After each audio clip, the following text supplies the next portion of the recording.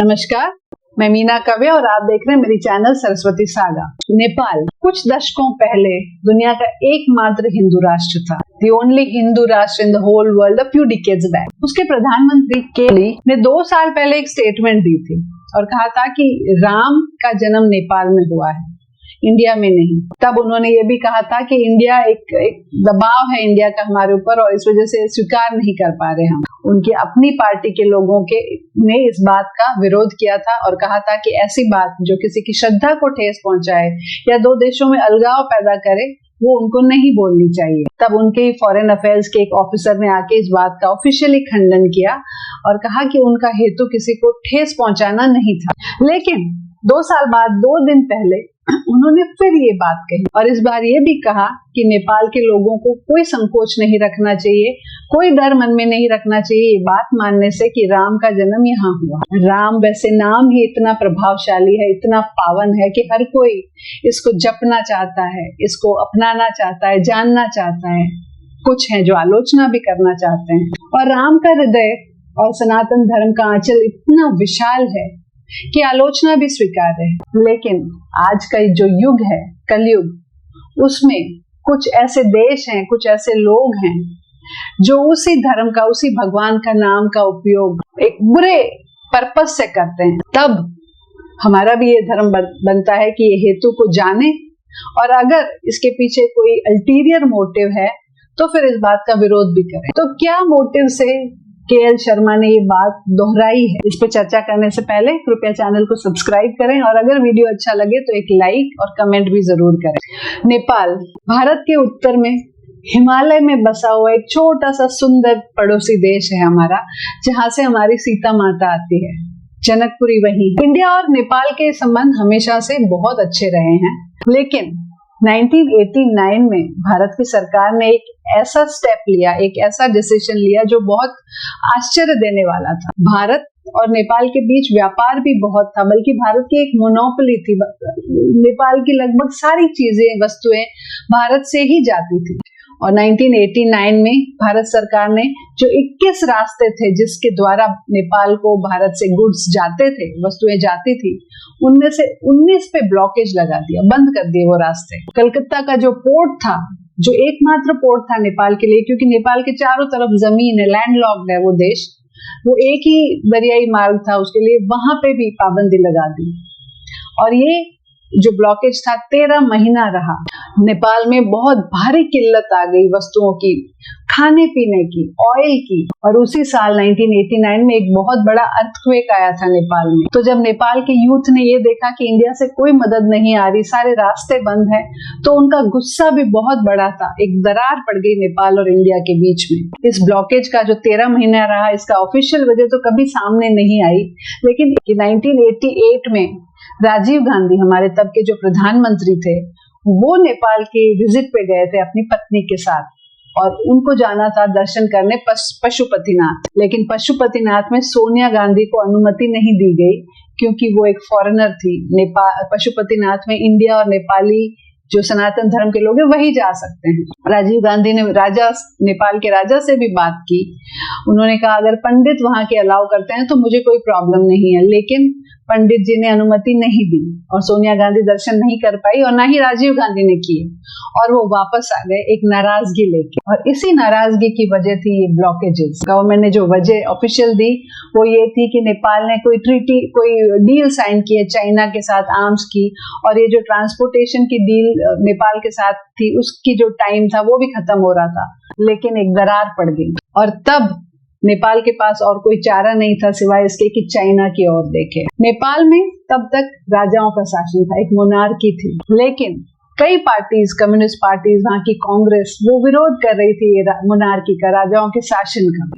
और नेपाल में जो राजाओं का शासन था उसका अंत भी तभी आया। 1990 में नेपाल में मोनार्की खत्म हो गई और नेपाल के जो राजा थे वो डेमोक्रेटिक लीडर बन गए नेपाल के जो कम्युनिस्ट पार्टीज थी उसको बहुत मदद की सीताराम येचुरी ने, बल्कि वो 2006 में नेपाल की विजिट पे गए और एक डील करवाई वहां के जो लेफ्टिस्ट कम्युनिस्ट थे उनकी और जो बाकी की पार्टीज थी उनके बीच। उसको नाम दिया गया येचुरी फॉर्मूला। और 2008 में नेपाल में शासन आ गया कम्युनिस्ट पार्टी का। जो कम्युनिस्ट होते हैं, लेफ्टिस्ट होते हैं, वो ईश्वर में नहीं मानते, ज्यादातर एथेइस्ट होते हैं, वो रिलीजन को नहीं मानते। उनका कहना है कि religion is opium of the masses, मतलब ये एक ऐसा नशा है जो आपको बर्बाद कर देगा। और नेपाल जो एक हिंदू राष्ट्र था, वहां पे आ गई एक कम्युनिस्ट गवर्नमेंट, और कम्युनिस्ट गवर्नमेंट का सीधा संबंध चाइना से है, क्योंकि चाइना में भी कम्युनिस्ट पार्टी है।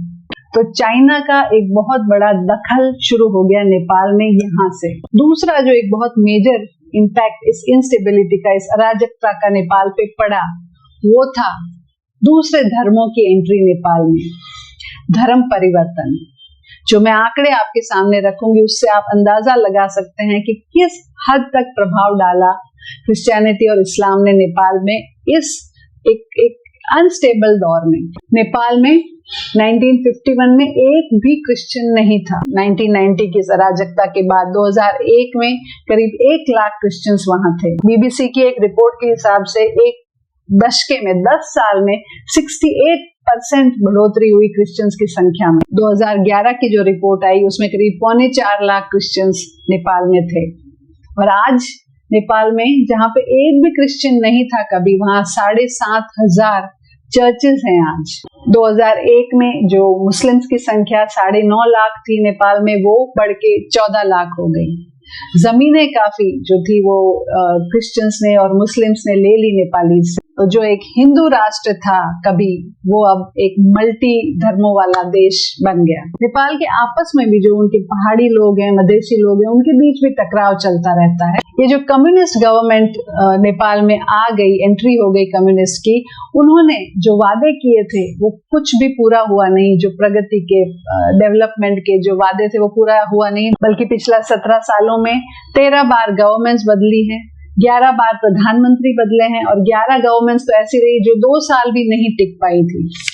तो एक पूरा अराजकता का माहौल नेपाल में है, और इसीलिए नेपाल का जो यूथ है, नेपाल के जो नागरिक हैं, उनमें एक विरोध फिर से इस गवर्नमेंट के खिलाफ शुरू हो गया है।